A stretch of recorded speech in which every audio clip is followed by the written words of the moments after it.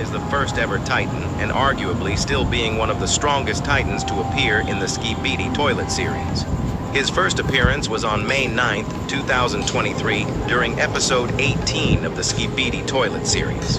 This was the moment fans were introduced to the sheer scale and power of what would become one of the most important figures in the entire conflict. In episode 18, Titan Cameraman immediately shows just how powerful he is without breaking a sweat. He stomps down on a massive camouflaged Skibidi toilet, crushes a Strider toilet with just one hand, and launches another one through a building with a single devastating kick. His physical strength is clearly on another level, even compared to the other Titans. In episode 20, the tension rises. He comes face to face with G-Toilet, one of the most dangerous enemies so far. G-Toilet starts firing deadly laser beams directly at Titan Cameraman's core. In response, Titan pulls out a heavy-duty shield from his back and manages to block the initial blast. But just as things seem under control, a fast-armored Skibidi toilet rushes in and slams into him kamikaze style. The resulting explosion destroys his shield and seriously damages his left forearm, leaving his core exposed. Realizing the danger, Titan Cameraman quickly activates his jetpack and retreats. He escapes back to the Alliance's secret cameraman laboratory, where he begins receiving critical repairs and mechanical upgrades. We catch a glimpse of him again in episode 23. This time, he is being worked on and has received a new finger blast ability, yet another enhancement to his already insane toolkit. But after this episode, he goes completely off the radar. People expect him to return soon, but episodes go by and still, no Titan Cameraman. He simply vanishes, right when the Alliance needs him most. Then finally, in episode 50, he makes his epic return after a massive 27-episode absence. And he does not just come back. He comes back stronger, faster, and more upgraded than ever before. During a massive attack on the Cameraman laboratory, Titan Cameraman comes flying in, jetpack roaring, and wipes out a horde of enemy Skibidi toilets like it is nothing. He then heads to the ruined city to continue pushing the front lines forward and assist the Alliance where it matters most. His new upgrades are insane. He is equipped with an improved jetpack for better mobility, a massive railgun attached to his left arm, and a mechanical hammer that can crush even the toughest enemies. His new body armor is tougher than ever.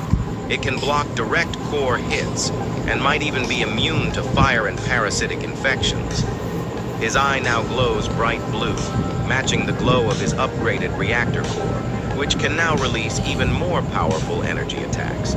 He also has a gravity gun built into his right hand, letting him pull enemies in and slam them at will. And his right hand can switch between a ranged blaster and melee mode, depending on what the situation calls for. From episode 51 onward, Titan Cameraman proves again and again why he is the strongest Titan. He helps the Alliance take back control of major areas like Dubai and London, clearing out entire enemy forces almost single-handedly. But even with all these upgrades, he still has vulnerabilities. In episode 55, we learn that he is not very resistant to acid. His railgun is melted by an acid attack, which could have been a serious problem.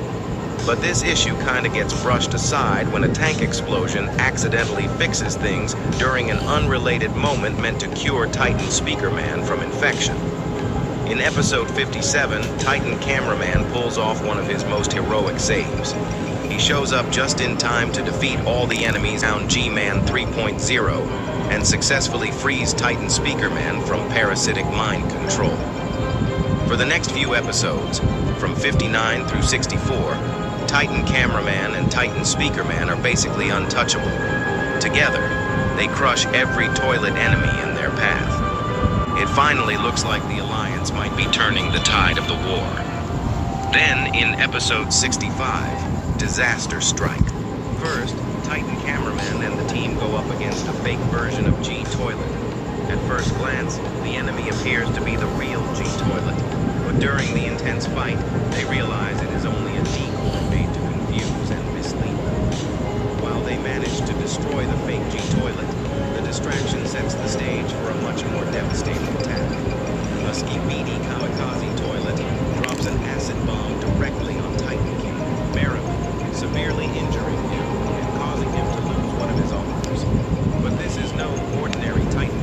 He quickly adapts and returns with a brand new chainsaw arm that makes him even more dangerous. In episode 67, after everyone thought he was dead, Titan Cameraman comes back stronger than ever. He carefully studies the situation and wastes no time upgrading himself further. Later that episode, he barely survives a tough battle against the scientist and G-Man until Titan Speakerman and Titan TV Man arrive to save him. Episode 70 shows Titan Cameraman getting an acid arm upgrade, which ironically helps him use acid-based attacks, even though acid was once his weakness. He also plays a key role in defeating the scientist toilet. We don't see much of him until episode 72. Here, he attaches a detaining claw to his arm, giving him the ability to speak aloud for the first time in the series. He finally voices his determination to avenge his fallen friend, Plunger Man, and his first ever voice line being, "For Plunger," which in my opinion is one of the most badass voice lines in Skibidi Toilet. He appears in episode 73 too, which is intense.